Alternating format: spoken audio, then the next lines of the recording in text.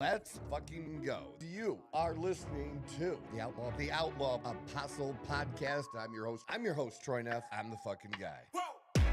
Who knew I would make it this far? They hated, they never believe me. Yeah, I would never drop the ball. I know I make it look easy. Yeah, Mayweather with the defense. I don't care what a critic got to say. I got them picking up the pieces. That to me, you really playing with your life. I'm about to come and run it all back. I'm the new era, about to snap back. You ain't fitting for it, cause you all cap like. Hold up. I shoot my shot, wait, hold up. I'm really about to run this go up. You know it's all net when it go up. Ain't got no other plans, you don't need to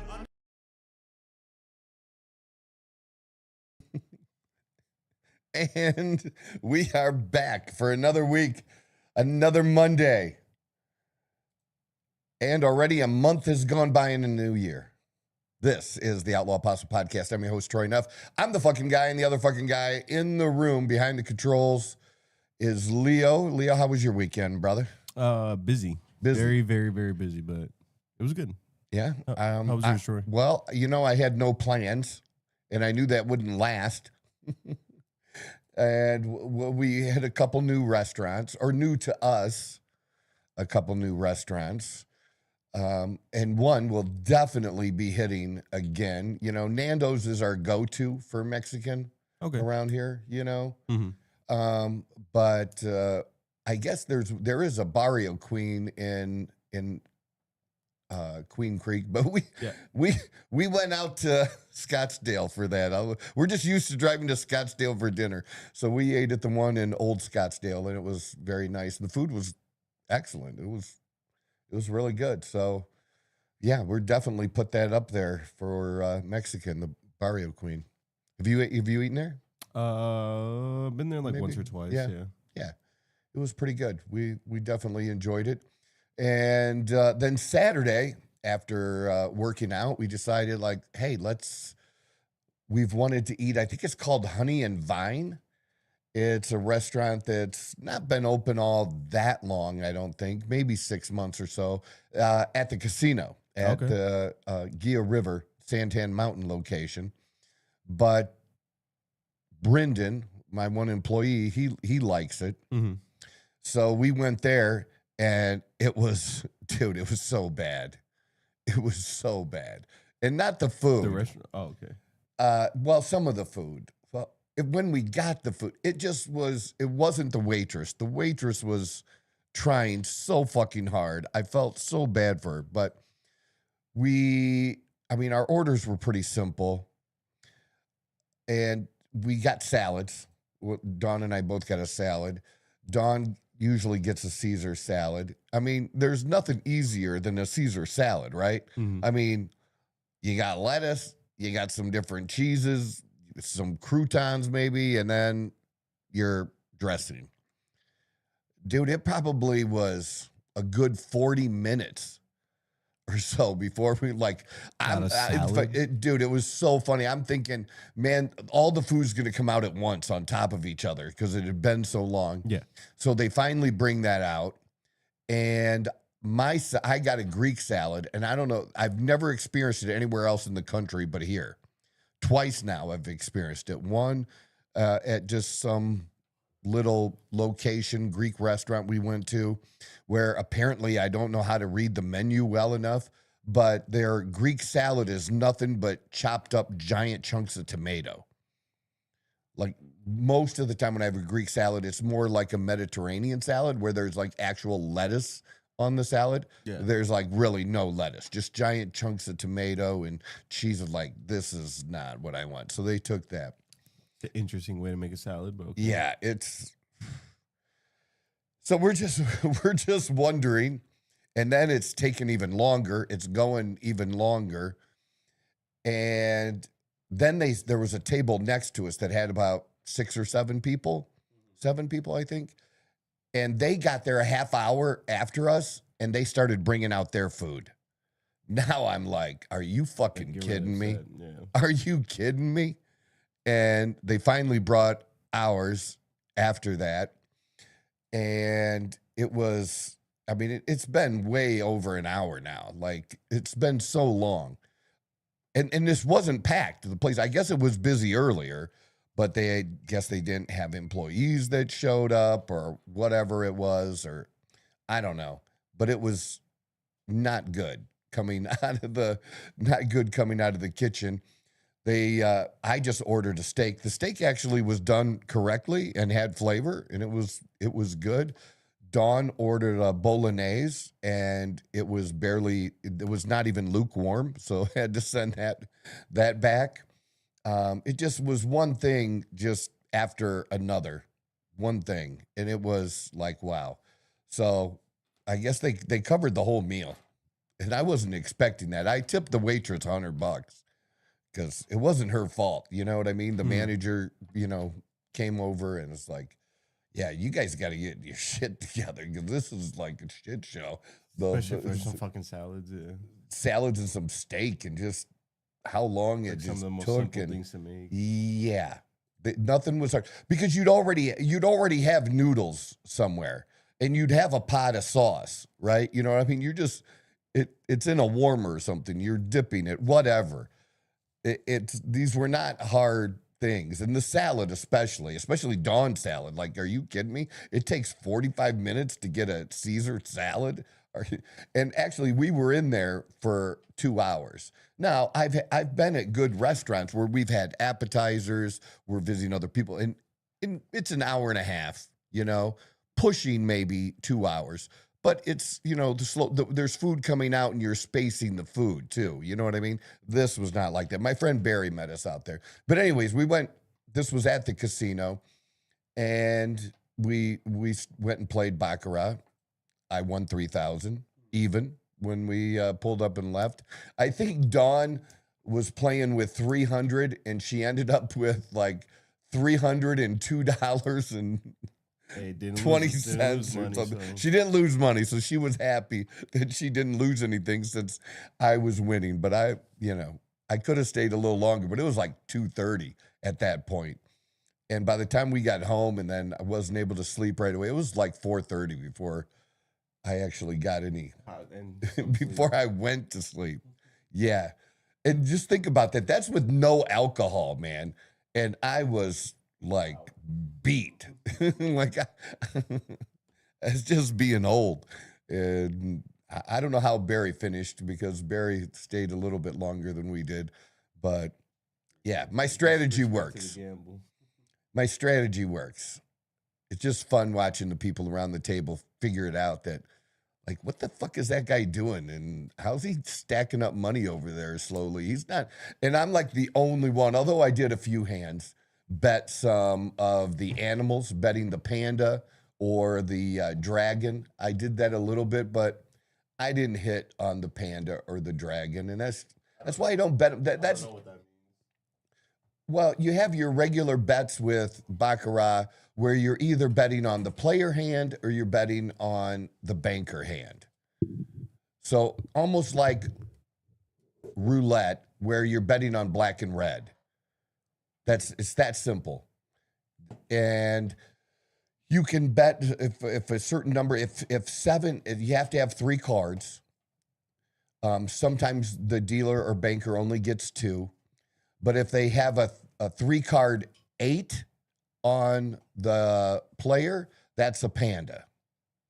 And it pays, I don't know, like 20 to 1, maybe, something like that. And then the dragon, that's a 3-card 7. So the 3 cards have to add up to 7 total. Gotcha. That's it. And then that's maybe 40 to 1 or something. I don't know. It's something. I never play it. Very rarely. I'll like fuck around with it for a minute or so. But that's how you totally fuck up your odds in the game, because it's one of the best games, as I've always said, for any player. But that's where people fuck it up, because they try to get hit big on these animals, and then even if they win the hand, if they're losing that, then they're breaking even. And where I just make money slowly. I have a definite strategy that I use that's been very successful most of the time.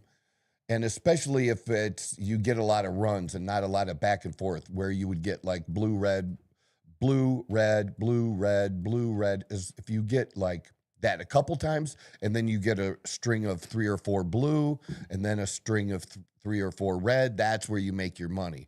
Because I'm betting on the run. I never miss. Where there was a guy sitting next to me, red had already hit 4 times. He's like, well, red can't hit 5 times, can it? So he bets blue and red hits. And then now he's mad. Now it's out of pure emotion. Well, that time, now this has got to be the tip. So they keep betting against where I'm catching. My strategy catches every single fucking run. Every one. You never miss one. Because I'm always betting that whatever hits, if the opposite of what I bet hits, then I'm betting that opposite is going to hit a second time. And so I double down. It's just a money management game. And the dealers all get it. And the dealers all know me, so they know.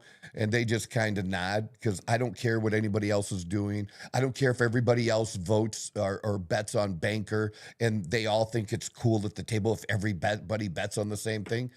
No, motherfucker. I'm betting that's not my strategy. That fucks up my strategy. I got to bet what I'm going to bet because I think the biggest bet I had to make was, I think it was 1,600. So I had to double from 25 to 50 to 100 to 200 to 400 to 800. That's how many times it's going back and forth to 800 and then 1,600 and then it hit. Boom. I got my money back. I don't win very much, but on that, but I get, and then I drop back to, so I won, and that was on banker. Well, now I drop, and I got my money back. Now I continue to bet on banker, but I drop down to usually either 25 or in some cases 50. But by dropping it down to 25, it gives you more chances, one more chance to double for when that happens. So that's why that's important. But I ended up about halfway through sticking with the 50, and it just was the way the shoes were hitting that worked out pretty good. So like I said, it took a few hours, so we were done eating 9:30, something like that. So like 4 hours to make $3,000. Not bad, right? So that's what I did for my weekend. Lots of stuff happening this weekend, right? And probably the biggest story of the weekend is something that I've said I've still wanted from the very beginning, and I want it for reasons not of getting someone or getting Trump or thinking it's going to get Trump. I wanted it that I don't care who it affects. That I just wanted the Epstein files. And also joining us in the studio is Mike. Good morning, Mike. How are you, my friend? Good morning, sir. Sorry, I was up late doing some things for the podcast. All right, man. That's good. Woke up at my computer in an absolute haze. So got here ASAP, even though, some people wanted to drive 15 under and did their best to keep me from getting here. But they can't stop me. Well, we're glad to have you here this morning. Glad to be here. So the more of the Epstein files have dropped, and I guess this is everything supposed to be now. It's like basically it's not everything. There's a lot redacted in terms of like identity and like victims, and there's some ongoing cases that they can't like reveal that information. There's a couple civil cases that are going on that they can't reveal the info for that. They brought up something with like foreign documents and like technical glitches. Yeah, and stuff I saw like that. So like for the most part, yes, but is it every single thing? I'm willing to bet no. They're actually still I think they're supposed to report to them. The Congress, they're supposed to report to Congress or something like that. Well, I did see that one of the things that's going to happen is that they are, because Democrats were going to try to make a thing about this, that everything unredacted is going to be available to any member of Congress that wants to see it. They're going to be able to come see it. You know, they'll have a location. They can come and look. Here's the problem. 3 million's a lot of shit for people to look through. Not just 3.5 million pages, but there's like thousands and thousands of videos, recordings, pictures, right? And everything like that. So, and the thing is, it's different when you have whatever their staff is, 25, 50, 100 people doing it. Yeah. Now you got the whole like internet picking apart and doing that. Here's what's interesting about that is that there's some big names that drop or are in more of a focus, and some of it's kind of like some crazy shit. I don't know if you saw the stuff about the pandemic that they were doing with Bill Gates, that there was like back in 2017, countries were running like simulations of what response that would be for the pandemic. Interesting. Yeah, you think maybe? And only a short 3 years later did it happen. And I know how a lot of people have certain opinions about him, and like he's gone off the rails, but Alex Jones literally said that was going to happen 2 years before it happened, like to a T. And he's a nut job to a T.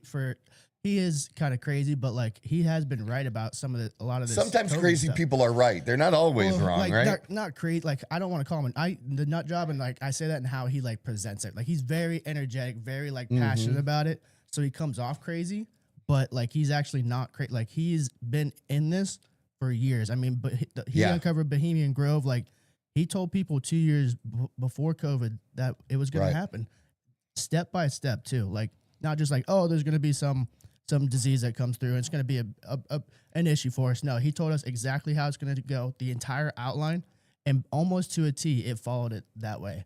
So it's like we said, no longer believe in coincidences these days. And with the latest stuff, it also looks like if you don't believe at this point that he was a resource or a source for maybe the CIA, and definitely what do they call it? The Mossad? That's Israel's, right? Mossad, yeah, right? Is Alex Jones? They're saying that about? No, him? I don't know. That Jeffrey Epstein is. Yeah, I've heard that. Yeah. Well, it's not just. It's in there. Yeah. You know, he basically makes comments in emails about downplaying that, and then like puts like a winky emoji up. Yeah, you know what I right. mean? Like why even add stuff like that? But yeah, why you don't mention that, or even like where there's smoke, there's fire. Like I don't know anybody that's just like, oh yeah, like I'm in Mossad, or like I do this and that for Mossad, like jokingly. Like nobody does that, especially when you are as high profile, talking to other high profile people. There's a lot. And he was talking to a lot of them. Yes, but here's the thing: he talked about him, but the person he wasn't talking to. After, what was it, in 2003, I believe it was, that he got kicked out of Mar-a-Lago? Yeah. That Trump kicked him out? He talks about Trump later, but he's not talking to Trump. No, he's just talking. There's not emails of them going back and forth and all Yeah. that. And one of the things, did you get the thing I sent you on Glenn Beck? I just sent you a quick video that goes with this. See if we can throw that up here too, because that's really, it's pertinent. It's interesting. There's so much stuff. I mean, people are going to be digging through this stuff for weeks, but there's going to be a lot of fake news. Oh yeah. Okay, so what the.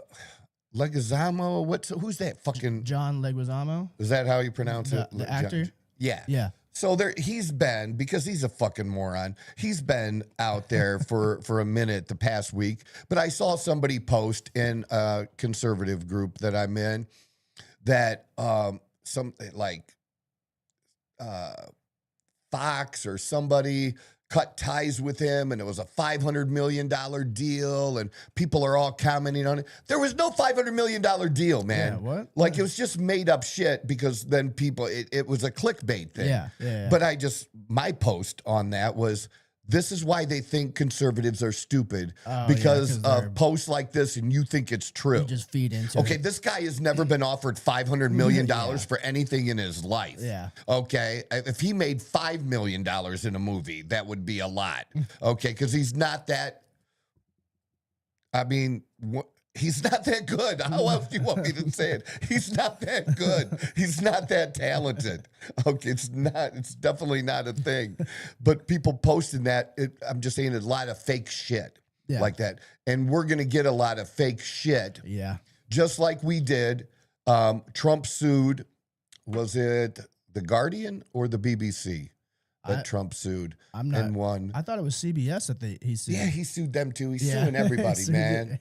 Hey, I mean, but the one where, or at least they had to apologize on it, where they chopped up the video of Trump on January 6th and made it look like he went. Yeah, we've played it a couple times because what Trump said, they took a clip and then they took another clip 40 minutes later and put the two together to made it look like Trump was telling them to go down to the Capitol and riot. And that's not what happened. If you listen to the part that's after that. So I don't know if we still have that now, but Leo's played it before and he knows about it. So yeah, it's out there. It's pretty common. But I mean, that's not just Joe Schmo posting on Facebook. No, that's supposed to be a legit news source that on purpose distorted what someone said to make them look bad. So we're going to get a lot more of that. That's why I thought this was important with Glenn Beck and his company called Blaze Media. Why are they trying to cover up that Donald Trump had sex with children? I mean, it's as clear as day in the email. Let me read what Jeffrey Epstein wrote. I want you to realize that the dog who hasn't barked is Trump. Victim, redacted, spent hours at my house with him. He has never once been mentioned. New information just released. Or is it? Because in 2011, that was released and everybody knew it. It's been out floating around. Here's the change. I want you to realize the dog that hasn't barked is Trump. Virginia spent hours at my house with him. Why would you redact a name that is already out in the public square? Well, because it makes it all suddenly new and shiny. You see victim and you're like, oh, there's a victim that who was the victim? But when you know it's Virginia, you know this has already gone to court. She already testified about this. And I'm quoting, this is from the testimony. He didn't partake in any of this, any sex with any of it. It's true. This is not new news. If you remember when the shutdown first started, what did the Democrats say the reason why they did the shutdown? Why Mike Johnson and everybody else wouldn't negotiate? Because the heat was on to release the Epstein files, and they didn't want to have to do that, so they shut the government down. So the government is open, and what does Mike Johnson do yesterday? He said the House is going to vote on a bill to release all of the files related to Jeffrey Epstein next week. Good, Mike. Release all of it. If anybody thinks that you're ever going to get the truth on this in the first place, it's madness. It was in the hands of the Democrats for the longest time. You don't think it was all picked through? And if there was anything about Donald Trump, you don't think that would have come up between 2020 and 2024? There's nothing in there about Donald Trump. Why are they trying?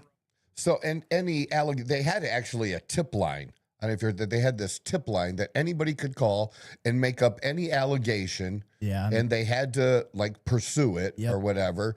But all of those, anything related to Trump like that was after 2020. Imagine that. All that other time, nothing mentioned. And all of a sudden, Trump's going to try to run again. Now they have to, make up fake shit. Well, which is it's just fake shit. At least related to Trump, it's fake. There may be other people that stuff is related to is fake. And then you have people that that their situation doesn't look so good. Bill Gates is one. He should have been pulled out of the depths for quite some time now. He's definitely one. He's not a good person. I mean, it's a fact. I think what I heard was that he got an STD for one of them, and then this is in emails, and that he asked Jeffrey Epstein about getting him some antibiotics that he could slip to his wife without her knowing it. Yikes! That is just. Well, after you know that they got divorced and everything that happened, and what she said she couldn't be with him anymore. You know what I'm saying? It's like it's grimy. Not. Just to think that. Yeah. A lot. Like, and that's just like, if he's willing to do that to his wife, like, imagine what he's willing to do to people he doesn't know and care about to some degree. Right. And we all don't know their names or understand who they are, but we're talking about you need to take the name if you're going to look through things yourself and plug it in to find out who these people are. Because it's people who are, for one example, was the CEO of LinkedIn. He was on it? Yeah, I think his name is Reed. His last name is Reed. See, I'm not too familiar with that's the what CEO I'm, of but LinkedIn, but I mean, that's what I'm saying. The average person isn't going to be, they're just going to see a name, and it's not going to mean anything to them. But in truth, once you start, it's just a shit ton of bunch of powerful people that we're connected to. That's the issue. And even if you, like what I said, people who may not have done anything wrong, but they're going to be associated with it, and it's just going to be a bad look, is you had the co-owner of the New York Giants. Yeah, who was there too, right? You see what I'm saying? It's like, that's like not good. Not good at all. And he made the perfect point that I kind of bring up. I've been bringing up for years. It's like the Democrats, they had this in their hands. Like, if it was damning to any degree of Donald Trump, it would have been out there. And Donald Trump wouldn't have signed off on this to be released if they were gonna find out that he was actually involved with Jeffrey Epstein in the way that they thought. And it's like, I don't understand why it took all of this for them to realize what we have been saying for, 4 to 5 years. Mm-hmm. And it's like, we know why they did it. Smoke and mirrors. They're trying to divert attention. They're trying to do this and that, bring down Donald Trump. And it's like, we have to realize that they are not on our side. They're not. No. But let me throw this out there, is that my issue too and I'll say with Trump, is he knew how important this was to many of us. And it didn't do any good for him to disparage us that wanted to see it. Yeah. And it should have been something that was like taken up right away. And just be honest, don't say, oh, that's everything, when it's not everything. And there's 3 million pages or whatever. Just say that. Yeah. Say there's 3 million pages. There's 3 plus thousands of recordings, both audio and visual as well, where just crazy, just all of this stuff and all these different. And here's the other thing, people, that we need to revisit, is we need to go back to the first deal with Jeffrey Epstein. And that I think we had it here with the AG, where they were originally, the stuff that they had on him, that they actually had it drawn up, right? They had the document drawn up to like prosecute him and go after him, but they never submitted it. And the list of the evidence that they said that they had, it's stacked a mile high. But then somehow he gets a deal from somebody. That's the kind of shit that I want dug further into. Who was covering this up on the government side? Who interfered to get him this better deal? Something. I'm not going to downplay the release of these files. Like, this is a big deal. Like, there's so many things that we have a lot more clarity on, and so many names now that we have a lot more info on that we can look at a little bit differently. But it's just crazy. Like, moving forward now, we're now going to be like, well, like you said, who was the person on the government side that was offering him that deal? Like, who else is covering this up to a degree that we'll probably never know their names. And I think that's arguably just as bad as the whole situation in itself. You're complicit in protecting someone who is a piece of shit, honestly, a terrible person, and you're a government official in the United States government. Like, I don't get it. And when you have, and the relationship is even intensified. I mean, we knew that he lived with Jeffrey Epstein for a while, and that's the former prime minister of Israel, Ehud Barak, right? Yeah. So there's more of him in there. It makes it looks bad. It's a bad look for Israel and the Mossad and but that's their goal. That's the job. Okay, we can only be so upset about that in that case, but that's what happens. We do the same thing. Our government does the same thing. We recruit assets and we let bad guys off the hook because they can be used to get other bad guys. Yep. Because we can, with this one guy, yeah, what he did was really bad and he should be in jail for it. But if we can use him to gather intelligence on these 10 others and we can get a 10 for 1 kind of a deal. Oh, yeah. That shit goes on. That's not just movie shit. I was right? I was just gonna say, have you ever seen Sicario? Like, yeah, it's a movie, but that actually happens. Like, they hire people who are not affiliated with the United States, but they are on U.S. based missions. I guess we'll say covert. But yeah, it happens. I mean, you hear people talk about it in interviews all the time about what they would do for the United States on very secret missions, and it's like, that's just what we know about. And then you bring in something like this that has world leaders, some of the biggest finance leaders. There's so many people that just shake hands on a daily basis that are all involved in this. And one of the reasons I felt that either A, it would never come out, or B, the reason why it was taking so long to come out was because some of the names on there would be damning to, like, basically our societal structure. Yeah. Like, if they figured out, like, you know, what if the president of the United States was in fact guilty of all these things? It's like stuff like that. And I don't know, like, I don't know what it's going to look like moving forward, though. Like, this is kind of like what we were looking for. I personally, I don't know what it's going to look like from here on out. It's not going to be good for a number of people. It's not going to be good for them. We've only seen the tip of the iceberg. That's what I'm saying, like, for the last couple of days, that it's just going to be a bad look.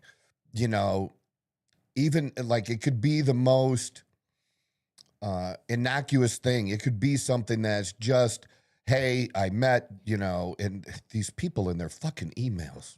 And people wonder why I don't communicate by email. Yeah. But looking at you, Hillary. But people emailing, you know, like you meet him for the first time at a party and you know he's rich, and you know there's usually a lot of times something philanthropic going on around that kind of stuff too, where rich people like to get together and pat each other on the back about giving money and shit, right? Of course, right? So they're doing that and just say, hey, you know, appreciate the invite and being able to be there, or, you know, enjoyed the time last night and getting to speak to you a few minutes. And, you know, we made a $50,000 donation to this organization. You know, thank you for that. You know, we also have something that's very close to us, and it's this organization. And, you know, if you can see to take a look at it sometime, please do. Just something, you know, that's just, but it's a communication with him. Yep. That everything that just something that little is going to be like somebody got a little mud thrown on them, even though there's nothing involved sexually or with the kids, because it's going to be the full range of things. There's going to be the full range from things that are nothing, that were just simple communications, and the person had no idea of what he was into and what was going on. But I will say the people that are going to be in trouble communicating with him even that way, that they're going to be looked down upon very harshly, are going to be the people who communicated with him after that first lesser conviction, right? The lesser conviction. But it still was a conviction. You can't say you didn't know that he was kind of a slimy dude. Because then it's like afterwards, then it's like, well, you knew, like, even if you didn't know before, you knew now, and then you still... And it's not like he got saved. Yeah. Okay. And it's come to Jesus Christ or something. And you're going to be like, well, you know, I gotta I gotta like forgive him, I guess. You everybody know, deserves a this second wasn't chance. this is not that. He didn't come to Christ. No. He didn't see the light. That didn't happen. He was still a piece of shit, and you probably shouldn't have associated it with a piece of shit. Actually, one thing too, I didn't realize that they were still pursuing, but they have like the sealed civil files and the grand jury materials for the correctional officers that they're still trying to basically. They're facing motions to unseal. And I'm very interested in how that turns out because where do their allegiances lie? Like, were they approached previously like, hey, like you say a single word, your family, done. Or if I'm hoping they're just a single guy with nothing to lose and they're like, fuck you. I'm telling you everything. And so I'm actually, that's like the next thing in this case that I am looking forward to because that perspective is going to be very, very interesting. So, since you're newer to us, so you haven't heard. You know what my theory that this is totally theory conjecture. That's my tinfoil hat on how he died. That's rare for you. You're not the Yes, tinfoil I'm hat not the wearing type. tinfoil hat wearing type. But I believe he did commit suicide. But see, I think it was like the mob. So, did you see Godfather? Yeah, Oh, absolutely. you've seen all of them. Yeah. Right. And so there's the one scene in The Godfather where I forget the one of the heads of the families where he was in prison and Tom, the consigliere, came to see him. And they talked about what they used to do in the old country is that they would, slice their wrists open, and they would take their own life, but they would do that in exchange that the agreement was that their family was going to be taken care of. Yeah. That's what I believe happened. So like a similar, I believe that he was allowed to take his own life. Yeah. That's what. So somebody, Jeffrey Epstein make the joke, he killed himself. Yeah. But he did it because he was put in a position where that was his best option. I could see and it. did it. You know what I'm saying? I could definitely see that. My tinfoil hat because that's the one of the ways I can come to the fact that Kash Patel and the guy that just left. His name is eluding me right now. I know he's huge. I'm still trying to wake up. But anyways, we'll just go with Kash Patel. But one of the reasons why they came out and said all the evidence points to he killed himself. Yeah, it does. Well, he did. Yeah, but he did it because he was talked to, and this was going to be the best, and it was going to. I'm not saying his family or there was a deal made. Well, yeah, that allowed him to kill himself. In that situation, like if it were to happen, like I think that would be it's like either way you're screwed. So it's like why not, fall on your sword for your family so they can. I'm not trying to make this guy have to be a nobleman and no, there's no nobility in him. But I understand falling on your sword for the betterment of your family, but I don't know. However it was that. I just want to see what they have to say because like. You can tell like when people are being genuine, especially in a very some people can't hold their emotions back, their nervousness. Like you can hear like they have a give. So like I want to a tell. Yeah, that's what it's called in gambling. It's called a tell. Yeah, sorry, a tell. And that's what I want to see. I want to see like is there any shakiness when they get asked about a certain thing in the question? Like that's like what I'm really looking forward to. But there's going to be a lot coming out from this. It's going to be probably years, honestly, that we're going to be still talking about this because 3.5 million pages, that's endless almost. I do have to. I know this isn't going to be a popular opinion, but I'm tired of some of the victims bitching about names being put out there because I get that. What did you think was going to happen? That in some places a victim was redacted in some places, and in other places they weren't. That you don't have the same person working on this. You have hundreds of different people who were all given the same instructions, but people interpret things differently on what can be done. Yeah. And so now there's going to be is a bunch of lawsuits. Oh, they released my name to this. Well, look, what I said is for sure, like in the case that we just showed with that Jennifer, okay, her name was out there. Her name should be redacted nowhere in this. Virginia? Or, Yeah. Oh, okay. Uh, Either way. Geoffrey or Yeah, Jeffrey, yeah, whatever, whatever either how way. you pronounce that. Yeah. Yeah, her. The one that Yeah, committed suicide. yeah, unfortunately. Right? Yeah, her. But her name should not be. She was out. If you filed a lawsuit and your name is known or it's out there, if you're not a true Jane Doe, your name should not be redacted anywhere. Why would it still be redacted if you're out here publicly or you were in that documentary that they did? Yeah. If you're one of the victims that were in the documentary, why should your name be redacted anywhere? Yeah. And in fact, if you really want to get to the bottom of this, then and it's that important to you to get to the bottom of this, and it should be, then you should be willing that anybody, that there shouldn't be anybody's name redacted in there. You know, I don't think this is not like we're in a different decade, a different century where somebody who had something terrible happen to them is not going to be looked down upon like maybe would have been the case, even though they were the victim of that, but maybe it'd be looked down upon, you know, decades ago, you know, for being involved in such a thing. And it wasn't their fault at all. Does that make sense a little bit? Yeah. You know what I'm saying? I also think too, and like in her situation, like it's tragic that she ended up taking her life, but in this regard, I think it's more powerful and it actually helps your case to put her name out there, to let like putting your name out there, like it like immortalizes them basically. Well, and the only ones that want to redact it in some places are people that want to redact it like this. Or there was the picture floating around of Trump with a young girl, and it was his fucking daughter. But when you black out the face and you put some words with it, it can be anybody.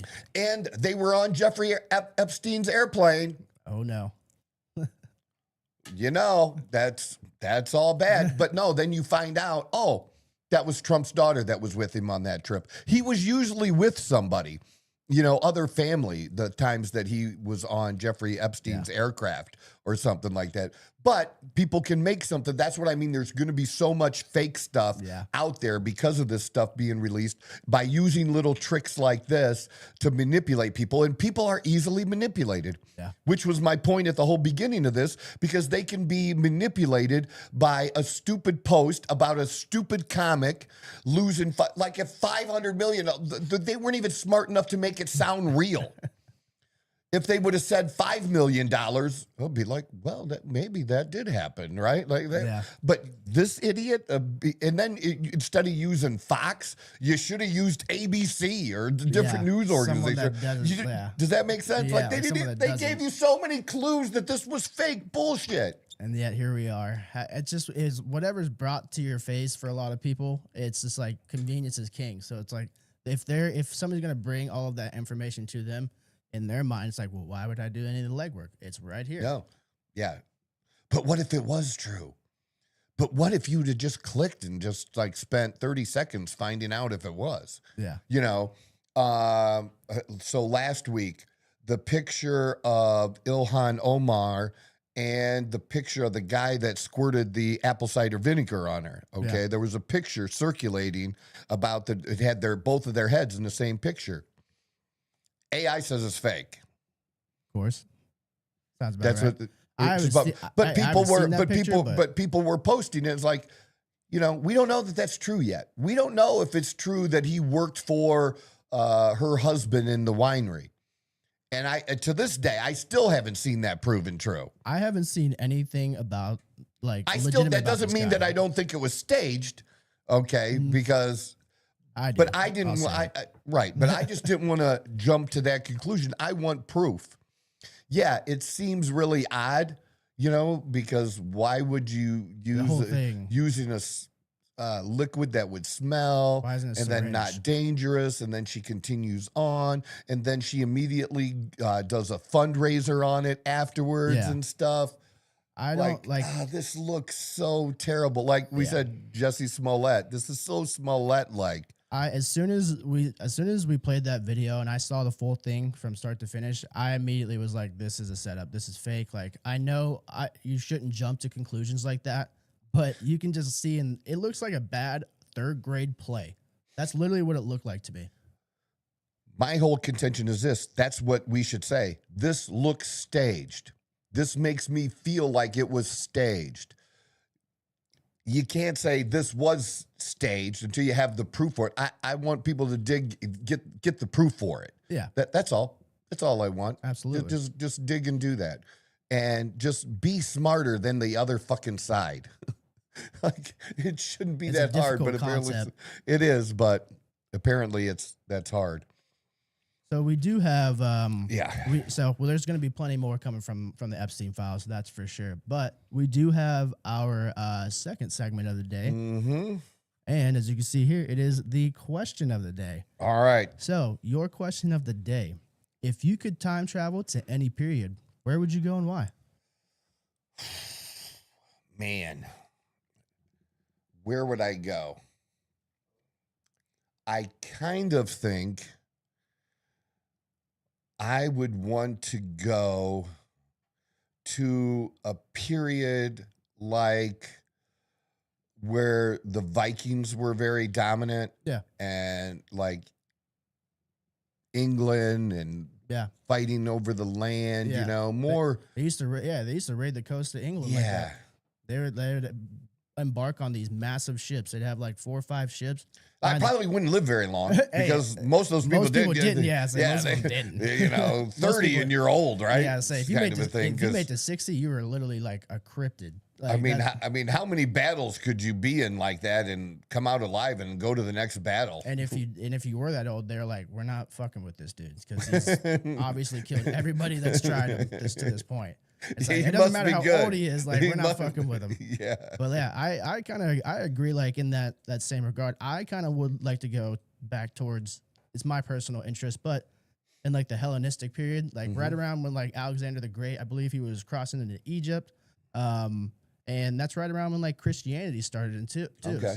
So there's like a lot of things I would like to see how it played out, and just not really like intervene, just kind of just watch as a spectator because that stuff's always interested me. Like people try to the whole conquering conversation. People have their opinions on it. It's like that's just how it was back then. Like conquering and exploring, that's just was human nature. To see the difference in how human nature was back then compared to now, I'm wondering how different was like in terms of like the core of the human.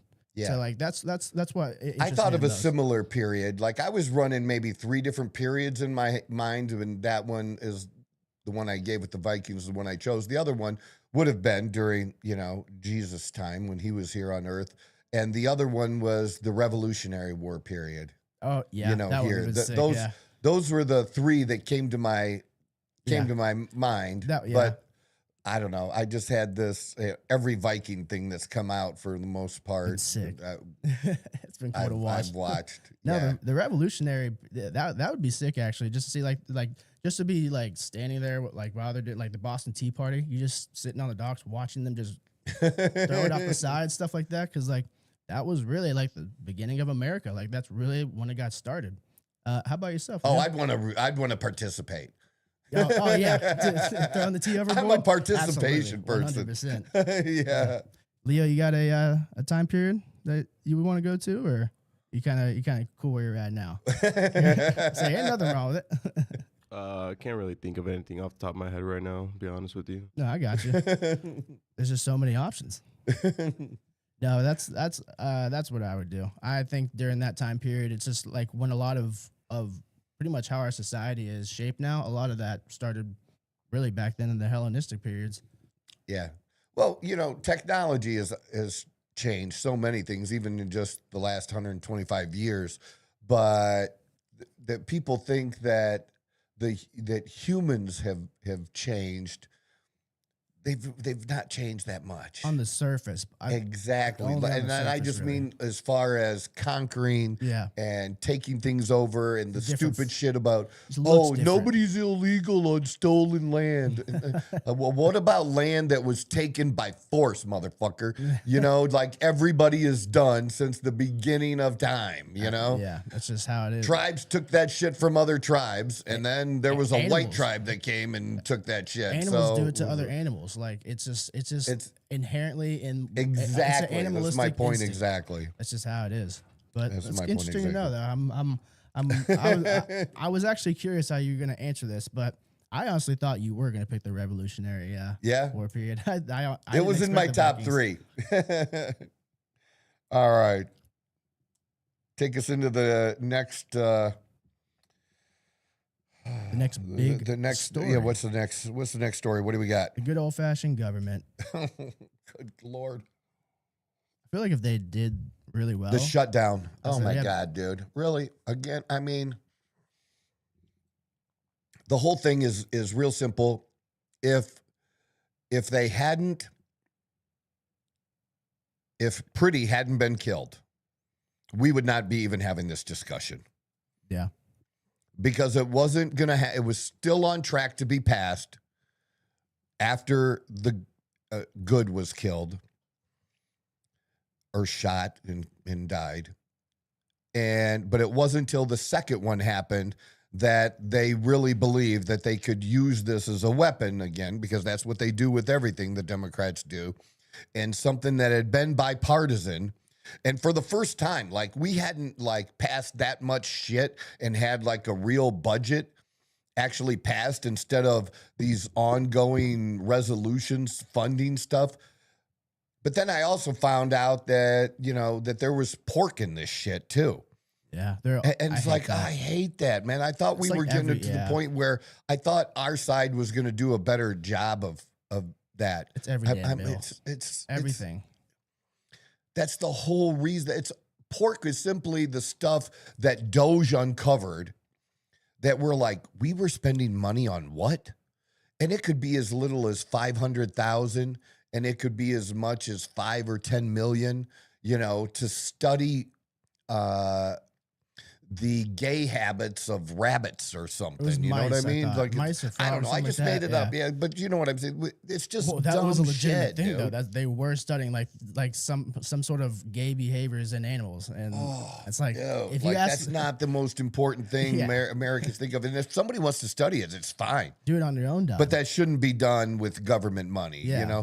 Go and find yourself a donor. There's somebody do out there that stuff. will. If there is, great. Then it's on them. Hallelujah to them. But not taxpayer funded money Well, if you- on this stuff. But it was supposed to be all done, and they just want to use it as a weapon. So now Trump made a deal. Trump didn't want the shutdown because it really helped. The last shutdown didn't help either side, Oh. right? And so what they were going to do is pass 5 of the 6 bills that had been combined together, separate out the DHS funding, and have 2 weeks to negotiate about that. And now we don't even know if that's going to happen. It looks like that's being upset because you actually do have some Republicans, not many, but some, who have a backbone and are saying, fuck no, we're the ones in the majority. And that's just it. There are elections for a reason. And they lost.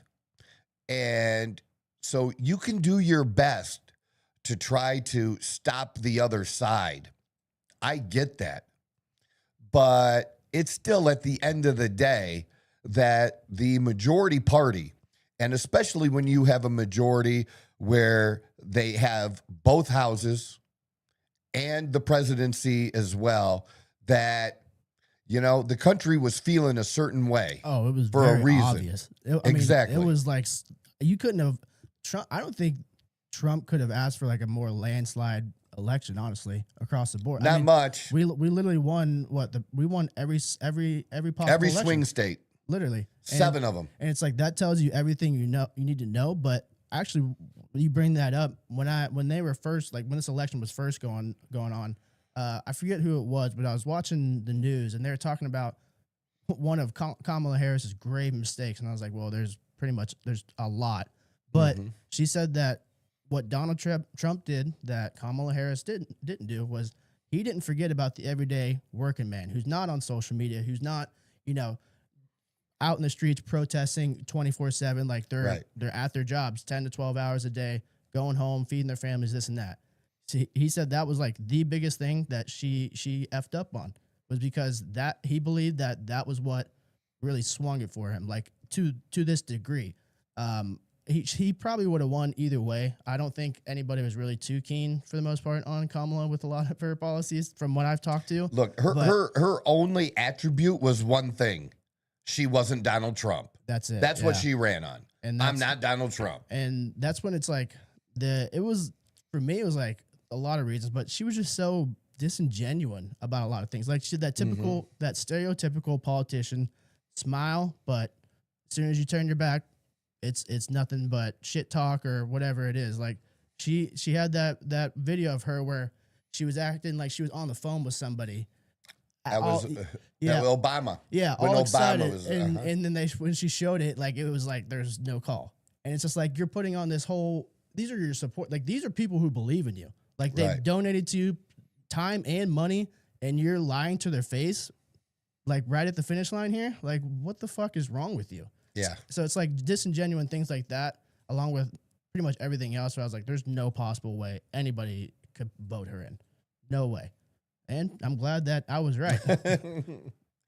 Well, I think I'm of course glad, but with the things we're seeing now, we wouldn't have seen. We wouldn't have seen the things that we wanted with the Epstein files. We wouldn't have seen those things if she was. Oh, absolutely if she was not. President. The one thing I am happy that is staying open. I mean, it says the Department of Justice, Veteran Affairs, Agriculture, and Energy. They're all staying open, but the Veterans Affairs is the one that I'm the most happy that at least they were able to keep that open. Because that's like, I mean, I have tons of friends and family served in the military. Like my grandpa bitches about the VA all the time, but he still needs it. So it's like for him to think that he wouldn't have been able to receive any service or like there'd have been delays and stuff, like that makes me very happy. But for the most part, get your shit together. Like, what the fuck are we doing here? Yeah, I can see giving in to like cameras, kind of a thing. The face mask, I doubt that'll get included. That's just the doxing and the terrible way that these people have been treated. Like, as far as the agents, the ICE agents, I don't know if they're going to get any give on those kind of things, or just getting. Trump is well. We had riots this weekend in Portland. Yeah, somewhere like in the shitty state. Portland is just such a I said from one of the first shows I was on here, that place fucking sucks. I wish I didn't tag it. It's my fault. There was a place. It might have been Portland where there was a lawsuit that was lost by a jurisdiction. It might have been Portland. Remember when they had that like no-go zone for a little while? Yeah, where they had in Seattle. So it was Seattle. Yeah, right? They had that no-go zone, and did they call it Chaz? Was that what it was called back then? I can't remember. But you kind of remember a little bit, right? And somebody was ended up dead because of that, and the lawsuit was because the government allowed this to happen, that they allowed people to take this over, and as a result, this person in this particular situation wasn't able to get the care that they needed because the government had allowed this. And in the court case, the people won and found the government liable for doing that. That should be a wake-up call, and that should be something like, no, it was just a small little news story, and to me, it should have been bigger. It should have been bigger, reporting on that to like, okay, you realize that your tax dollars going to support your city. If your city is doing this kind of things, it's going to be paying off a lot of people for this kind of stuff, for allowing this stuff. Or even in I just was so disgusted with it. I didn't even want to read it. Seriously. Like Minneapolis, when I saw the story about the National Guard there retreating. Well, when it's under the direction of a governor that's a pussy, is there any wonder? But really, you're going to retreat in the face of these things and then just allow them to do it because we don't want them to be hurt. Man, there's got to be a line somewhere, you know, and where what Trump has done now is he's pulled back and said, the line is the federal buildings. We're going to protect the federal buildings at all costs. So if you stay away from us, we're not coming out after you. That's on the cities to take care of unless they ask us to help. Then we'll come and help. But until then, it's on you. You're going to have to take you're going to have to do this and see how this works out. And it didn't work out before. I mean, these cities, different cities lost billions of dollars and businesses lost, small mom and pop businesses that lost money, you know, due to the looting and burning and all that kind of stuff. Who bailed all that out. Yes, exactly. That's like my point with this. It's a stupid ass perpetual cycle, like nonsensical. We're just so over this organized bullshit that makes you wonder what people do in their free time. Like, how, do you not have a job? This is it. They don't have a life. This is what they become passionate about, and that becomes their thing. And then it's the one way for the first time they've been able to make friends, because people don't make friends anymore. And they feel good. Because they've, retreated to their homes because of COVID. Yep. And everybody's like society dysfunctional now. You know, I'm so over that dysfunction of 20 to 30-year-olds who can't even take someone who doesn't swear at them, but somebody who just maybe their voice raises a little bit and they go running like, oh, I'm so sick of that part of that generation. Fucking man up, you like. I'm just tired. I'm sorry. Well, it's like they feel a part of something, so it's like they feel a part of something. It's easy for them to get, I guess, intoxicated with that feeling. Yes. And then once you start to truly believe in something, there's no really limits on what you're willing to do. So, but I did actually, one thing I didn't know about this government shutdown though is that Democrats did block an earlier bill about I think it was like a month ago or something like that. But it's just because they wanted more guardrails on ICE. Yeah, this was all about that. But again, that didn't happen until really happened until Pretty. Yeah. Until that Pretty shooting. I was unaware that they had already blocked one bill and it's just based on ICE. And it's like, stop fucking going to where they're at and preventing them from carrying out their duties. Like that's what, like, we don't need guardrails. You need the guardrails. Look, and all the reporting, most of it, if you look at it, it's total bullshit, dude. Because they report it like Pretty was at, that he was at like a riot, not a riot, but at a protest. There was no protest going on. Yeah. It was one of those calls to action that ICE is here, come here and make it difficult for them and do that. It wasn't like some ongoing where we're going to have a protest on this day and walk from here to there. That wasn't it. Was that a weekday that happened, by the way? Yeah. Okay, so like this guy's a nurse at a veterans hospital. Like he could just hop out and just start doing that. I don't know. You know, sometimes they have those nurses have those schedules. Yeah, absolutely. They got crazy ass schedules, but it's like I just figured at a veterans hospital you would be working. I don't know. Who the fuck knows? But I have a lot of questions about that dude, but we'll get into that maybe on another episode. We can. Jeez. All right. What's our? Like, I know the fucking government. Like, it's really deep breaths. Yeah. What next segment? What do we got coming up? Are you ready? We ready? Controversial calls. Can I just cut it to something else? He's like, I'm over this shit. I am, honestly. Yeah, so this third segment we do have here, it's just some of the most controversial calls in sports history. Figure it's like a nice little palate cleanser, you know. All right. It's like maybe lower the blood pressure down a little bit. And it's sports. I love sports. Absolutely. You may or may, I mean, you're probably going to know, you probably will know them, but I'm interested in what you have to say about some of these calls. So we'll play the first one here. I don't know if you've seen it, but We have Armando Galarraga for the Detroit Tigers. He's right on the cusp of a perfect game here. Ground ball, right side. Cabrera will cut it off. Galarraga covers. He's out. No, he's safe. He is safe. What's your initial reaction to that little bit? Did you see much from that initial? Yeah, I could see it. I mean, Are you familiar with this play? not really. No. Okay, so based on, I thought you might have been, but Yeah. based on what you saw, right Football's there, my number one. gotcha. Well, good to know moving forward. Yeah. But no, this is cool. I like this kind of stuff. Oh, dope. So, in your humble Live, opinion, I thought he was out. okay, perfect. Now, Yeah, did they didn't have but they didn't have replay during this, No, right? this was before replay. Before This is replay. why it's one of the most controversial things like in baseball history. Yeah.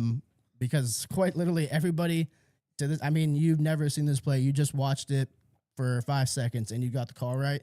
But yet this dude is like Jim Joyce. I feel bad for the guy. He's came out and kind of apologized, and it's been a whole thing with him. But he was an MLB umpire for like 20 plus years. Not even close. Like not even close. A full footstep. And the reason why it's such a big Wow. deal. What is year was that? This was like 2008 or something like that. 2009. This wasn't 2004. This was later than that. But this is for if anybody that's watching that doesn't understand the significance of this. There's very few people in the history of the sport that have thrown a perfect game. Especially like to this point in time. Like this, I want to say this is about 15 years ago. And there's a difference in the difference in rules, how much more difficult it was. This was a huge deal because it not only for Armando Galarraga and his legacy, but for Jim Joyce. Jim Joyce faced hell for to this day he still gets hell for this because they won't forgive him. And they've done whole documentaries about this guy. You know who that reminds me of though? Who? The kid that took the ball for the Cubs. The guy. You know what I mean? Yeah. I can't think of the still, they all hate him Yeah. too. Like his whole life, the dude. I I think he's still not on social media. Well, when they won the World Series, there was a lot of like memes and stuff that came out that he can finally come out of hiding. Like the curse was broken. But yeah, that was the Cubs game. We should play that one. That was insane. But yeah, that whole situation with Armando Galarraga, Jim Joyce, they've talked to him today about it. Like it brings him to tears because he feels so bad about fucking this up for him. A once in a lifetime, like 0.001% chance of. Let me ask this happening. question though, but at the time that it happened, it would have been possible, right, for the home plate umpire to overrule him if he wanted to. Yeah, but at that time, it really comes down to the home plate umpire, he's like top dog, but there's a dynamic when you work in these crews together, especially how long you've been working. These dudes have probably been working together for at least a decade. Yeah, he just I'm imagining that he just took his word for it. Like he's like, if he was out, he thought he was out, then he thought he was out. Hindsight's 20/20. Perhaps maybe they should have conferred and maybe talked a little bit longer about it. They even talk about overturning it to this day, and they won't. I don't know why, but they just won't overturn it. That was the rules. Yeah, you can't go. It does what to anybody. What sucks. It just was the rules. It's the rules, but like everybody watches. They're like that dude was out. Like that should have been a fucking perfect game right there. And not only that, it didn't just ruin a perfect game.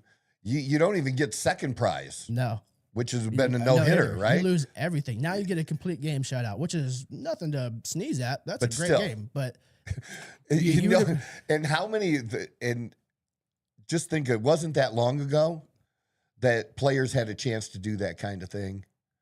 And now the way that the whole pitching dynamic they get pulled at 100 pitches and in the 5th inning and all that shit now. Yeah. I think it's such a different. Yeah. I don't like that shit. Science and analytics is it's changed the way that decisions are made in all sports. And especially with that, it's like naturally, like even to this day, you would think that we would evolve, but our arms are not naturally supposed to be throwing balls like that hard. Like that's why you have so many Tommy John surgeries and like elbow issues because we're not supposed to be able to do that repeatedly over and over and over. So like they've got it down to a science where like based on this person's velocity, their arm angle, this and that, here's how many pitches that we project they can pitch per game without getting injured. And it's like, yeah, that's great. That's science. But it's like, you don't know for sure. Like you never know. Tim Lincecum would go out there and throw 140 pitches on a complete game, no hitter. It's like, and he was just fine. So I think it needs to go back to the coach's discretion, knowing your guys and the situation rather than being, I don't know, some fucking tech nerds like, hey, take this guy out. Yeah. Like, I'm not big on that. All right. Who we got next? This is, this one might be. This I don't know. I said this one might be a little bit more familiar for you. I was like, we'll go ahead and play it out. No, I didn't look at the date. I look at USA, USSR. I was looking for hockey, but then I see 1972. The Miracle Ice was 80. Yeah. No, I do have something to say about the Olympics after this, though, too. With absolutely. Like I'm like the upcoming Olympics. You mean? Yes. Oh, okay. I'm pissed, man. Like it's just a joke. We'll get it. Let's do this first. You guys put this. The basketball final was the classic Cold War clash between the Russians and the United States. That's what I love about it too. It's like beyond sports. They're like the Cold War battle. The Americans took the lead for the first time, but the drama had just begun. 3 seconds. And they're calling, in fact, there are 3 seconds left to play because the whistle went and the clock didn't stop. So it's 3 seconds left to play. And that is the whistle anyway. And the United States have kept their unbeaten record in the most amazing and fantastic basketball finish of all time in the Olympic Games. And they have come. What did I miss? Oh, it's coming. And the referee coming. doesn't seem to be happy about something or other. He's putting them off the court. And they're still saying there's another 3 seconds of the game to play. The referee says there's 3 more seconds to play. And the only way they're going to score is by giving the ball to the player once it gets into the court and going for a long shot. You get a second 3 seconds? Still the same, 50 points to 49. And everybody going completely crazy here. And that's the long shot. And they got it. And my goodness, I don't believe it. I do not believe it. Nobody knows what's going on. Absolutely fantastic. The scoreline still shows 50 points to USA. And there it's gone up. It's gone up. It's gone up. The Russians have got the gold. It's victory for the USSR for the first time. Oh, well, that's bullshit. The Americans refused to attend the medal ceremony. Their medals remained in a Munich bank vault. So what's crazy is the United States was like 61-0 before that game. How did they determine there was a second 3 seconds? That's the question that everybody's been asking since 1972. They've never said why. It's the USSR. Do you think they're gonna fucking tell you the reason? They're like, where was it played? It was in Munich. So a little bit, obviously closer to their territory than ours. I don't know. That is just that's fucked up, man. Not closer. I didn't know that. That's literally right. That's home field advantage for them. That's probably why. I don't know. That's fucked up, man. Yeah, I don't absolutely. know. Like, because if there was an extra, then why did you blow the whistle? That just means if there was 6 seconds, you like, all right, you didn't say there was 6. You said there was 3. Yeah. And you don't get to redo that again. Nope. And that whole play, well, it looked like, I would love to have seen it again, a replay of when he threw that ball in that second time. Yeah. He didn't step onto the field. I actually would like to see the guy that threw it down the court, the guy that threw the ball in. His lines, he stepped over the line and into the play. You mean right? I thought he actually like he could jump and maybe jump forward. But he can't touch. Cross the line. Yeah, he can't touch. And it looked like he touched. Maybe he didn't touch. Well, but it looked like he touched. And then they still did a slow clock. Yeah, because that seemed like that was more than 3 seconds. The only way now in the NBA, at least how the NBA is done now under current rules, okay, to be able to score in 3 seconds, you pretty much have to use one of those timeouts where you get to just move the ball. You don't not a regular timeout. That it has to be and it has to be a catch and shoot, right? Yeah. 3 seconds is catch and shoot. And even from there, catch and shoot, dude, the dude gathered himself. Yeah, like he There's caught the no ball, came time to- down, gathered, went back up, and then Yeah, it should have been catch, boom, not catch, shoot, Boom. That sounds- right? yeah. Am I right? Well, That's actually, at least how I. Is let's this see the if one? he did Let's see. step on the line though. I actually wasn't able to tell. Oh, I think it was just barely. Oh. He just stayed in. Wow. He's like, no But shot. see that double. He Watch this. The yeah, double. He double clutches like Like he should have had gone up immediately, not that little mini step. Well, this is definitely falls in line to 1,000, 2, 1,000, 3, 1,000. well, it falls in line to the USSR and how they just love rigging shit so they win. Well, but now we're fucking them. Now we're fucking Oh, them. yeah. That's what I would say. That this bullshit about them being in Ukraine, Yeah. fuck Ukraine. I don't really give a shit. We shouldn't be punishing athletes like this ever again. That's not what the Olympics was ever about. And they should not be banned from the Olympics. And we did that for the summer games where we made them do it under some other flag or some other bullshit that some of them were allowed to compete. That's just bullshit, man. You want to, this is supposed to be about amateur athletes, but not amateur anymore because we let these pros in, but about the best athletes in the world coming together for sport, putting everything else aside, and then, but we're going to fuck them for this Olympics. It's always fuck a that. political spectacle. You're going to have a Winter Olympics where Russian hockey players don't get to play? Yeah, like what do we do? They don't get to play. No. I'm sorry, man. I'm USA all the way, but that's not cool. Yeah, well, they're not That's the not ones cool doing because it. because what, you don't think that somebody's gonna try to fuck us someday? Oh, absolutely. Oh, because we invaded somebody or we did some kind of attack on somebody that now they're gonna come back on it. It's just bullshit, man. And it's like it's not even it's like athletes that are like from Belarus as well. Like they weren't even just, like they were like getting like it was more of like a barrage, like rather than just Russia. No, if you're in that general area, you can't. It's like what is this little 16-year-old gymnastics girl have to do with what's going on in the world politically? Like she's just trying to do what she loves. Like it makes no sense. I think she ended up not petitioning but like appealing it or something and won. We'd have to double check, but what I've hopefully seen she is won. they don't get to participate, and I just think that's total total garbage, man. Yeah. Because then at what point do you separate politics from anything? Then it's like you might as well just attach it to everything that it can be attached to. Well, I know that they do that, but still, it doesn't matter. Yeah, You want to compete against the best, and you want to win. And in some sport, okay, there is a Russian who's ranked #1, okay, that doesn't get to compete, and so somebody else is going to win that Olympic gold. And to me, that's a tainted gold because you didn't beat all the best. Yeah. You didn't No, I beat the agree with that. #1 in the world because they didn't get to compete. And then maybe when you competed in the world championships, not the Olympics, you just got beat 2 years ago by this dude. Yep. And now the only reason you got that gold was because they didn't participate. Yep. That just you I'm don't with want you. that story. You don't want that story. The athlete doesn't. The real champion wants to compete against the best. And if they wanted to be, in politics, they would be a politician. Yeah. That's the thing. Yeah, for sure.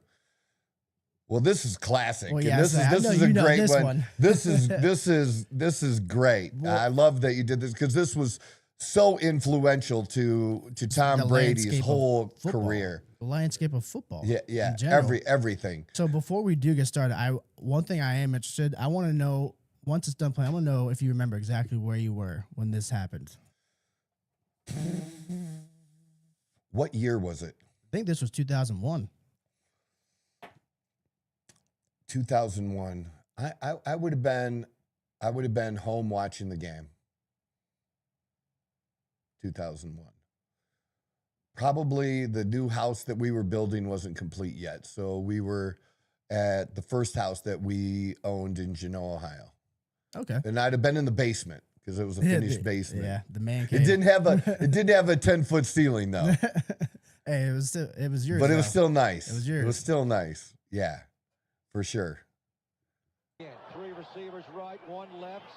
He has Redmond to his left out of the gun. 1st and 10. Woodson showing blitz. Woodson comes. Here he is bearing down on Brady. Calls the fumble. Beacon dives on the ball. The Raiders have the ball. The Raiders take over as Charles Woodson came on a corner blitz and he rocked his former Michigan teammate, the guy who lockered only 2 stalls away from him. Man, I haven't seen this in forever. And Greg Beaker dives on it. And the Raiders take over at midfield. The Patriots are out of timeouts. The Raiders are 143 away from going back. That's a fumble. All day, every day. What a huge play. That's a fumble. And the thing about it, Greg, is Well, dude, they don't even know how to define a catch anymore. No, that's the issue. A catch is a There's catch. too much discrepancy. I love hearing the crowd reaction though. You know, Woodson grew up in a small town not far from where I lived. He played for Fremont, Ohio. Oh, okay. I didn't even know. He went to Woodson was from Michigan. Ohio. Yeah, Fremont I knew he was went to about Michigan, but probably 20, 30 minutes from Genoa.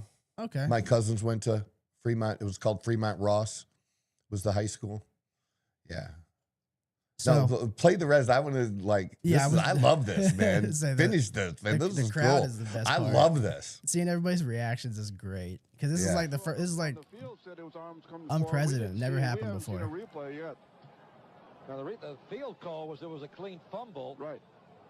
Hold on here. Walt Coleman, Now the I get a call referee, from the is commissioner. going into the monitor booth. Here it Hey, is. we Brady's need to back rig this. pass. And no, that's a fumble. That's a Now the fumble. He was not throwing. It's clear. He was bringing the ball back down. He wasn't passing the ball. That is a fumble all day long, every day. And if that would have stood like that, would the Patriots have won all those Super Bowls? Like- Because this is it. This is their trajectory. Yeah, this is that what that catapulted took the him, right? yes. He was pulling the ball back. Woodson was badass too, He was though. pulling it back, and then Yeah, he was great. But I Woodson hit him and fucking came hate the out. Raiders. Fuck them. He was not looking to. He was looking to throw the ball, but with his arm coming forward, he's pumping, and then I do believe Tuck him. he still came to a stop. In any event, that's a clean fumble. Woodson with a tremendous hit. What a call by Chuck Bresnahan to call that corner blitz. And It's here when he's hit. It's here when he's hit. It's not here and he's doing this when it's hit. Very obvious where. Oh the yeah, ball that's so is. crazy. They're anticipating that they're going to get the ball. I just would just want to see this part and how they explain it again because it's been so long since I've seen this. Smart on their part because they get ready because the clock will start right away if they do. I can't even imagine like being a fan of either of these teams in this moment. And think about that. So nerve-wracking. In the Air Tonight is still one of the most, still to this day is one of the most popular songs played at sporting events and stuff, or before a game, or I think Walt Coleman's going to keep it. Raiders ball. it's a true classic. The football game. Walt Coleman. The quarterback's arm was going forward. Dude, Oh man, no. He's going to overturn. dude, just the massive roar. Overturn this. I don't believe that. John Gruden. Yep. Oh man, what a call that is. We got to get a rule book out. I don't think it's enough just for the arm to be coming forward. It has to be coming forward in a passing motion.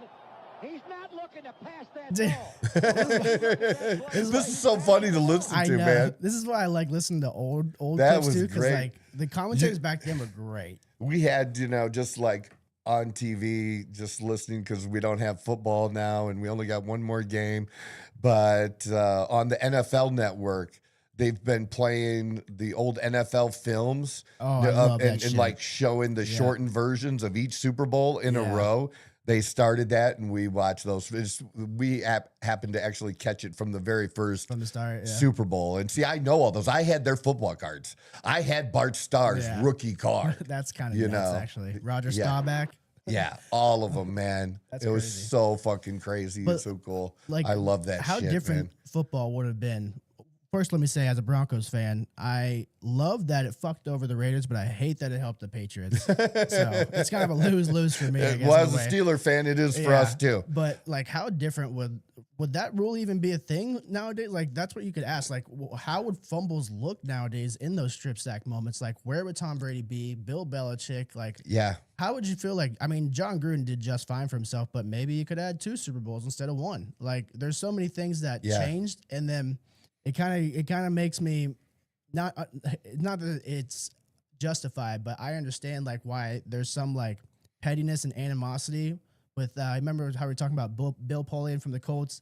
And he was like, no, fuck Bill Belichick. He doesn't deserve to get in. He's one of those 10 people. I think shit like that. I think that's why people voted against him, is because even though he's not directly, they still hold shit like that against him. And yeah, but he didn't make the call. You know what I mean? I know, but it's like, it's just guilt by association. But then you add that alone, but then you add the other things on top of that happen as well. So like, that was like almost like the foundation of it, and then he didn't help himself with Deflategate and Spygate and stuff like that. But it just the whole. I will say this because we mentioned Deflategate last time and stuff. The thing about, do people realize when you underinflate the ball, it doesn't go as far? It's harder to throw, way harder. But the reason they did it is on the short throws, you can be more accurate. You can have a better grip on the ball. You catch it, and when you're running the ball, you can one of the two. You know. But that doesn't take away the fact that the Colts couldn't fucking tackle anybody that game, and they ran for like 300 something yards. Like, I get that the deflated balls makes it easier for them to grab, but it doesn't make it harder to tackle them. Like, they didn't have to run for 300 on you. Exactly. So a little more sports. We can continue on. Nice little trip down memory lane there for you. The Raiders are hiring Clint Kubiak. Well, at least that's the expectation. Of course, that can't happen until after the Super Bowl. That's when they can make it official. We'll probably wait. We'll wait till Friday to make Super Bowl predictions. Okay. We'll do that on Friday. All So right. you can put that in there. Yeah, absolutely. But another 38 years old, son of Gary Kubiak, led Seattle to franchise record wins in just one season, and number 3 scoring offense, 28.4. His job will be to fix the Raiders offense that ranked dead last in every major category. That's with having the number 1, tight end, like running back, and one of the top 3 tight ends too. For an organization that has been as pitiful as they have been, that arguably might have been the worst season ever, like ever. Just because they have one of the coolest stadiums now too. Yeah, no real fans go because it's all like people that are just going to Vegas to party. That's my issue with moving to a lot of. I still want to go. Companies. I've heard it's beautiful. I heard it's insane. I was supposed to. I was there, except I was dying. It looks crazy from the outside. Yeah. Well, I saw it also when it was halfway built. I made a trip to Vegas and got to see it halfway built on the road. Yeah. That was kind of cool too. Yeah. He apparently chose Vegas over Arizona because wouldn't everybody choose someplace else other than Arizona? The Cardinals. Yeah. Other than if you want to consider the weather, because damn, the whole country's getting smashed right now. Yeah. And even Florida, it's chilly. I saw Texas was getting some, but not us, man. Snow. Yeah, we have above average temps. We have mid upper 70s and even low 80s this next week through Sunday. It's like I can't. Damn it! Can't be pissed off when the only time I can wear a fucking hoodie right now is when I'm coming over here in the morning. And that's it. Super chilly. That's it. Yeah, fuck, sucks. Man. I got some nice hoodies. Just give me a chance to wear a hoodie a little bit, for God's sakes. One thing I thought was curious is how they mentioned that the search was led by their general manager, John Spidek, and Tom Brady. But let's be real here. Mm-hmm. Tom Brady didn't buy a minority stake in the Raiders so he can just tag along. No. He is literally at the forefront of all. He's probably the one who made the hire. He's probably going to be the one to pick Fernando Mendoza. Mm-hmm. The fact that they try to spin it as if these other people, it's like Sean Payton and Sean McVay when they have offensive coordinators. They're not calling the plays. Like, they're doing well, but they're not calling the plays. They have their role, but ultimately, Tom Brady is the one basically trying to get them out the mud. And it kills me when they're like. That's why you brought him in the fold. Yeah, So it's like it kills me when they bring up other names. Like it's kind of just like a participation trophy almost. Now, do you have a problem with him also being an announcer and playing this dual role? Is that something you have a problem with? Not yet. Now, if there's something comes out to where he is like it's proven that he is using that to help the Raiders out, like that's the thing. It's like I don't know how that would be, but I understand what you're saying. Well, they're saying like the idea is that they have these pre-production meetings with these coaches, players, so they get that like real inside information, and that's like natural, like for a coach to go to like a Kirk. But don't they keep him out of those, and he doesn't cover games that? Yeah, it's like Tom Brady and then I believe Jeff Burkhardt is who they usually pair together. They have those pre-production meetings with the coaches, the players. That way, when they're in the booth, they're talking like that, like in between plays and stuff. They're talking about, oh, this guy said this and this happened to him. Like they're getting that real in-depth detail that pretty much no other team gets. So that's the issue. Is like they're saying, why is he able to get all of this extra information, but the rest of us are not? And he's saying, well, I'm not using it. And they're like, well, what are we supposed to do? Just fucking trust you? Like, but I don't know how he could use it unless they were actually playing the Raiders. You know what I mean? Well, it's something you're announcing anyways. You're using that information to pass along to other people. That's the thing is like they're saying that he might not be always saying everything that is being told to him. Like it might get told to him, but it's not guaranteed that he brings it up. Right, but still, even so, that's going to be valuable 3 weeks later? Well, it could be something when they play the Raiders. Do you see what I mean? Well, it could be like, think about it, it's like week 16, week 17. A team that he's covering is completely out, and he's starting to learn about maybe what they're doing in the off season or their ideas for the draft, stuff like that. But you got to think like I don't know, a person like Tom the Brady, NFL's 24/7 anyways. Oh, you know what I mean? But that's the thing. It's like anytime there's a perceived advantage, people are going to bring it up. And yeah, I think they should just put something to where like some sort of guidelines in place. That way, everybody's just stops. Well, I think there are some. Like I said, it's the not enough used for some people. Yeah. Maybe I haven't seen a problem with it so far, and I think he's made improvements from one season to the next as an announcer. Announcer to make things more interesting and have somebody like him with his background in there. So that's just my. I'd like to think he's got the integrity. You got something too, Leo?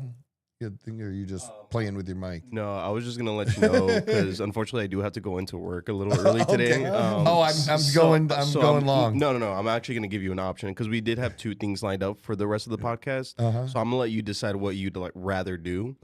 So, but I was gonna let you guys finish the conversation. I was just getting ready to talk. So all right, just tell us to shut the fuck up. No, that's good. I mean, I would pick. I honestly, personally, I think I would pick Vegas over Arizona because I heard him. I heard on the radio like this guy's been covering local Arizona sports for fucking 35 years. Mm-hmm. He said that the morale from Arizona fans might be lower than it's ever been, and that's saying a lot. Yeah, because realistically, where they're at is where they're at, like. From a standpoint in their roster, like they have guys, but like I think it's just the ownership of the front office is just so helpless in the eyes of their fans that they just don't have any trust whatsoever. Here, I'll keep it simple for you since I'm a season ticket holder. Yeah, beautiful, in good seats. That for us, we showed up the last 3 games thinking, how are you going to disappoint us today? That was the joke. That's going the issue. in. How are you going to disappoint us today? Bad. That was the thing.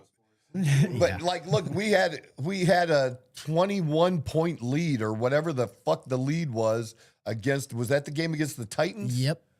Yes, sir. And somehow they found a way to lose that game that you're like, this cannot be happening. And you have to understand that being a Steeler fan, that I watched for years and years, both the Browns and the Lions, being close to them, except for the last few years. The Lions finally turned their organization around and Cleveland hasn't. But like, it's like they kept coming up with new ways to lose. Yeah. Those two organizations. And that's when you... And what happened was Arizona came along and said, hold my Modelo. Yeah, for real. That's what I'm saying. Like, you get in that territory. Or Ultra, because, men are such pussies now. Exactly. Hey, I don't mind a 95 calorie Mick Ultra every once in a while. Yeah, dude. But you know what's funny about that? What's up? Is seeing couples. I swear to God. Go to a concert, watch the couples. The women are drinking regular Bud, not Bud Light, fucking regular Budweiser, and their boyfriends are drinking Ultras. There you go. Tells you everything you need to know. Paradigm shift. But just an observation. Maybe it doesn't mean anything. No, it definitely means something. It always means something in the end. Yeah. But and Mike, good news for the Cardinals. Yeah, I guess. Mike LaFleur coming in for the Cardinals, former offensive coordinator for the Rams. We'll see how that works out.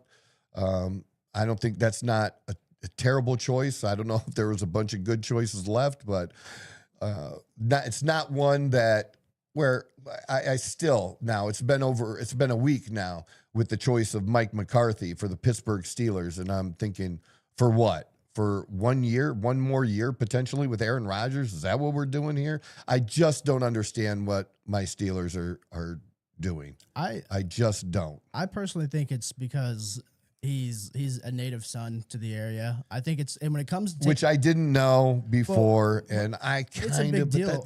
It's a big deal because when it comes to that area, knowing how to handle the people and then just Steelers fans, it's not easy. Like, I mean, Mike Tomlin was there for 20 years, and he was getting booed out of the stadium. So it's like I feel like there's a very specific type of person that could handle that job, and that's probably what got McCarthy, landed in that job because he has it just goes against how they've done it in the past with the younger coaches and stuff. Yeah, it's definitely weird but I don't think it's going to be as bad as what some believe. I think it's going to be a pretty good year for him. I just want to win. Don't we all? Don't we all? But we all do. And that pressure is such pressure like no time ever before in history when it comes to sporting teams and what they're doing with players and coaches and at all levels of sport. That's it. So good thing that, like, for me and what I do here, I'm it. I'm the motherfucker. I mean, the only one that can fire me is me. You either like it or you don't. We appreciate it if you do, and we'd like for you to pass it along to other friends and people, and we got a bunch of clips flying all over the place. I need to get some more to put on my own personal page and things like that. We'll be doing that, but you can tell there's some changes coming up, even with the format of the show and doing these segments. We're trying to get it all together, and we appreciate all of your patience for those of you that have been with us from the very beginning. We love and appreciate you. Have a great week. We'll be back on Wednesday, but get started, get out there, go get it. This is the Outlaw Apostle Podcast. I'm your host, Troy Neff. I'm the fucking guy.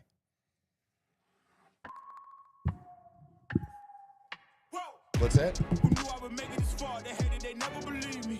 Yeah, I would never drop the ball. I know I make it look easy. Yeah, Mayweather with the defense. I don't care what a critic got to say. I got them picking up the pieces. That to me, you really playing with your life. I'm about to come and run it all back. I'm the new